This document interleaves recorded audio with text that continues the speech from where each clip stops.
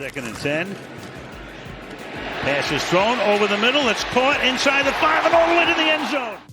With December now approaching, we have a firm idea as to which teams are legitimate Super Bowl players and which ones aren't worth trusting when January rolls around. So with that, how about we dive into 5 legitimate Super Bowl 59 contenders at the midway point of the 2024 season and which ones are pretenders.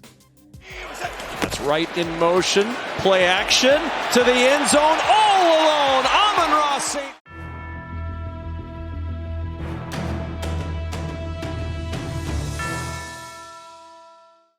Contender, Kansas City Chiefs. Let's get the obvious out of the way. Not much more can really be said about these guys. They've played in 6 straight AFC Championship games and 4 of the last 5 Super Bowls, winning 3 of them. They're aiming to complete the first ever Super Bowl three-peat. And seriously, at this point, what's stopping them? Even without Rashee Rice and Hollywood Brown, Patrick Mahomes, Travis Kelce, and DeAndre Hopkins have been borderline unstoppable together. Aside Pacheco and Kareem Hunt will be as dangerous of a rushing duo as it gets, too. And that's to say nothing of Steve Spagnuolo's defense. They just always make the big plays when it matters most. It's like Bill Belichick's old New England Patriots. You just knew the D would make those game-saving stops 9 times out of 10. And in the Chiefs' case, it feels like they do it 10 times out of 10. And for all those close games that come down to the wire, well, let us know if Harrison Butker ever misses a clutch kick. Or if KC's opponents can make a clutch kick. See Tyler Bass last year or Will Lutz in Week 10. The Chiefs don't always win pretty, but they always find ways to win. Would anyone really be surprised if they pull off the three-peat?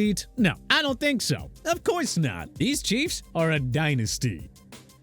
Pretender, Minnesota Vikings. The Vikings have been one of the league's biggest surprises this year. I mean, few actually thought that they would compete for a playoff spot, let alone challenge for the NFC's top seed. It was hard to envision Sam Darnold becoming a quality starter given his dismal stints with the New York Jets and Carolina Panthers. We just assumed that rookie J.J. McCarthy would eventually replace Darnold behind center and maybe endure some growing pains in a rebuilding year. So when McCarthy had to undergo season-ending knee surgery, it felt like that was it for the Vikings. Of course, Kevin O'Connell's group had some other ideas. Darnold has put together the best season of his career. Brian Flores' defense is playing lights out. Justin Jefferson, Jordan Addison, TJ Hawkinson, and Aaron Jones lead a dynamic set of weapons. Seriously, what is there not to like here? Well, for one, we still have issues trusting Darnold. He's still on the run to finish with the league lead in interceptions. And, that is just not going to cut it in January when the competition gets tougher. The Vikings also have one of the worst pass defenses in the league. We saw their secondary turn into pumpkins against prolific passing games like the Lions, Packers, and Rams. And remember the 2022 Vikings who finished 13-4 thanks to a perfect 11-0 record in one-score games? And it's not like they're exactly dominating the competition either. 5 of their first 7 wins of 2024 were decided by 1 possession. So yeah, pardon us if we're still a little bit skeptical about these Vikings. Darnold is still awfully difficult to trust. That defense has to show that it can hold its own against elite opponents. And history suggests that the luck factor in one-score games is gonna balance out. Yeah, sorry Vikings fans, but we just don't buy it.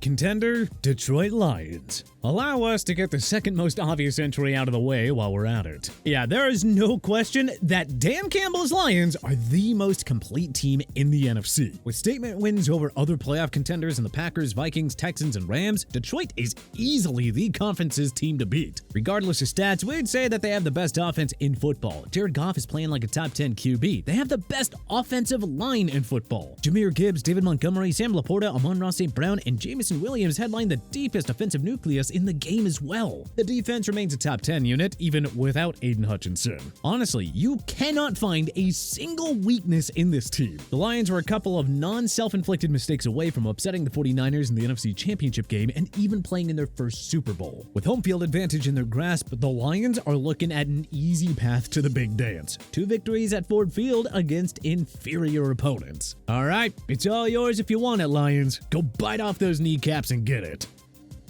Pretender? Atlanta Falcons. It's nice to see Kirk Cousins getting a chance to shine with the Falcons, and you gotta be happy for the long-suffering Falcons fans who finally have a competent quarterback and a playoff-caliber football team. But, like the 2022 and 2023 Tampa Bay Buccaneers, these Falcons don't exactly scream contender. Rather, they're simply the best team in football's worst division. The Falcons proved to be several steps behind other contenders like the Pittsburgh Steelers and Kansas City Chiefs. And truth be told, they really have that Week 2 road win against the Philadelphia Eagles just sort of handed to them. Atlanta's defense is also near the bottom in every major category. They can't rush the passer, with only 9 sacks on D through their first 10 games. I mean, come on, not even a sack per game? Eesh. Joy mentioned Cousins' awful record against teams with winning records. Do you really see Atlanta getting through the gauntlet that is the NFC? Superior teams like Philly or Detroit on the road. Atlanta's ceiling is a wild card round win at most. That's it. They are not close to Super Bowl caliber this year. Sorry. Contender? Buffalo Bills. All right, we really had to think about this one, believe us. But maybe, just maybe, this is the year that it happens for the Bills? We know, the whole classic Bills thing. 2021 is supposed to be their year, so is 2022, and 2023. And, well, yeah, they lost in the divisional round all 3 years. But it just kind of feels like Sean McDermott's squad is a bit different than those previous teams. I mean, for one, the Stephon Diggs headache is long gone. Josh Allen is still playing like Superman without his former All-Pro receiver. So, if anything, that offense is better. Instead of feeding Diggs, Allen is spreading the ball out to a deeper set of playmakers featuring Keon Coleman, Khalil Shakir, Dalton Kincaid, and trade deadline pickup Amari Cooper. James Cook is still a workhorse in the backfield, with understudy Ray Davis providing sufficient depth behind him. The defense is still a top 10 group despite the major offseason makeovers, and no AFC team is feasting off turnovers more than the Bills this year. It's easy to write off the Bills because of their well-documented history of choking. But remember how long guys like John Elway and Peyton Manning had to wait to reach their mountaintop? This Bills team is deeper offensively than any other in the Josh Allen era. And every game against the Chiefs is essentially a coin flip. Eventually, the luck has to balance out and go Buffalo's way if they meet again in January, right? Pretender Houston Texans. The Texans looked like legitimate contenders early when they won 6 of their first 8 games, highlighted by a statement road win over the powerhouse Bills in Week 5. But those Texans were exposed as frauds with back-to-back losses against Aaron Rodgers' hapless New York Jets and the Lions in Week 9 and 10 respectively. CJ Stroud was sacked 12 times over those 2 games for crying out loud. Just saying. Houston blew leads in both those games. They were up 16 at halftime against Detroit and were outscored 19-0 in the second half. Just frauds, we tell ya. Frauds. Clearly, this offense is not the same without Stephon Diggs, who's done for the year with the torn ACL, unfortunately. The offensive line is in shambles, and they cannot be trusted to hold up against top pass-rushing units like those of the Chiefs, Steelers, Ravens, or Bills in the postseason. And don't be fooled by their strong defensive stats. The Colts have benefited from a laughably weak schedule, courtesy of playing in an AFC South featuring 3 practically unwatchable teams. Wins over the Chicago Bears and New England Patriots? Ooh, whoop-de-doo. Houston might follow last year's story and win a wild card game thanks to home advantage, but make no mistake, they have no shot against actual elite opponents in the AFC. Not with that O-line and a Diggs-less offense. Contender? Green Bay Packers. The Packers are being overlooked this season, which, that makes sense considering they're merely the 3rd best team in the NFC North behind the Lions and Vikings. But do you think Matt LaFleur's group doesn't like it that way? Nobody gave the Packers a chance in year 1 of the post-Aaron Rodgers era last year, and yet all they did was crush the Dallas Cowboys in the wildcard round and scare the living daylights out of the 49ers in the divisional round, just narrowly losing after an awful late Jordan Love interception. Newsflash, this year's Packers are miles better than last year's group that was oh so close to a Final Four appearance. And with all due respect to Aaron Jones, Josh Jacobs has been a considerable upgrade and an absolute beast in that backfield. Love doesn't need a number 1 playmaker, instead distributing the share to Jaden Reed, Romeo Doubs, Tucker Kraft, and Christian Watson in the passing game. After years as a middle-of-the-pack unit, new defensive coordinator Jeff Hafley has turned this group into a top-tier unit. They rank at or near the top 10 10 in most important categories, including yards allowed, points allowed, and takeaways. What's funny is that the Packers have been scarier on the road this year than at Lambeau Field. With the Lions or Vikings taking home the NFC North anyway, the Packers can embrace the whole Road Warriors title that they rode to a Super Bowl 45 title 14 years ago. Packers have no clear-cut weaknesses on this roster. They can keep up with any other juggernaut in a shootout or slug out a win in a defensive slugfest. And given their embracing of the whole underdog mentality, we would hate to play against them in the postseason. They are legitimate players for the Super Bowl, ladies and gentlemen. Pretender? Arizona Cardinals. The Cardinals have taken advantage of a surprisingly weak NFC West, heading into their Week 11 bye as winners of 4 straight following a 2-4 start. They can best be summed up as a Jekyll and Hyde team, which tells us that they're not exactly Super Bowl contenders. Sure, yeah,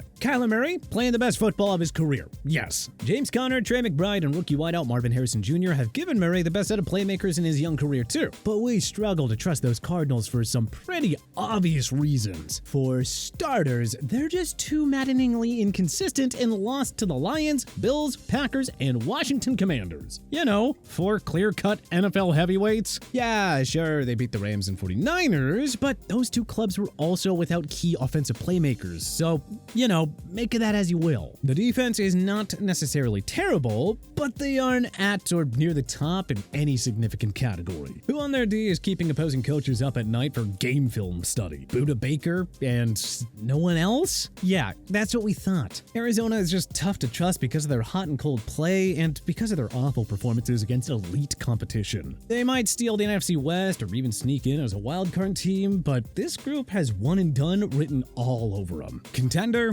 Philadelphia Eagles. Like the Packers, it feels like a ton of folks are sleeping on the Eagles. Is it because you don't like Nick Sirianni? You think Jalen Hurts is maybe overrated? Or you just can't get last year's miserable late-season collapse out of your mind? Well, hey, whatever it is, that narrative needs to go away. Without question, the Eagles are the Lions' biggest threat in the NFC. After a down year in 2023, the defense has emerged as a top-tier unit under new DC Vic Fangio. Rookie stalwarts Cooper DeJean and Quinion Mitchell have been pure shutdown corners, and the Josh Sweat, Jalen Carter-led pass rush is as scary as almost any other group in football. Jalen Hurts has returned to his 2022 MVP-like form. Devontae Smith and A.J. Brown are still a top 3 receiving tandem. And, oh, that Saquon Barkley guy is only the NFL's second best running back after Derrick Henry. Barkley is already the best RB this team has had since LaShawn McCoy a decade ago. And that's a big deal for a team with title aspirations. Honestly, it's just hard to find a true weakness on this team. They played in the big game 2 years ago and probably would have won if not for a tacky holding penalty call against James Bradbury. With a top 5 offense and defense and plenty of star power, these Eagles are a real threat to win it all this year. Pretender? Baltimore Ravens. Yeah, they got Derrick Henry, who's well on his way to a 3rd career rushing title. The offense has reached a new level with Lamar Jackson, King Henry, Zay Flowers, and Mark Andrews leading the way. Great stuff. But, boy, we cannot trust these guys because of just how hapless their defense is. They truly cannot stop anyone through the air with football's worst pass defense. And tell me, how is that going to hold up in the playoffs again? Like, it is pretty dang bad when Gardner Minshew and Jameis Winston are dicing up your secondary like onions. It's bad when Jackson has to put up 28+ points to beat a mediocre team like the Cincinnati Bengals, Dallas Cowboys, or Tampa Bay Buccaneers. And we all know the formula for beating Baltimore in the postseason. Get ahead early, take away the run, and force Lamar to pass. He hasn't been able to win that way in the big games. So, yeah. We love the Ravens offense with Henry. Wonderful. Great stuff. But, man, this might be the worst defense that John Harbaugh has ever had. So tell me, how can they win a Super Bowl with a unit that can't stop a damn thing? But hey, who do you think will face off and win Super Bowl 59? Who do you think are pretenders? Who do you think are the real contenders? Let us know in the comment section below. If you liked this video and learned a thing or two, then hey, clicking that like button helps us out a ton. And you know, we really appreciate it. If this is your first time coming around to TPS though, subscribing is a great idea because we put out videos like this every single day. But as always, thanks for watching and we'll see you guys next time.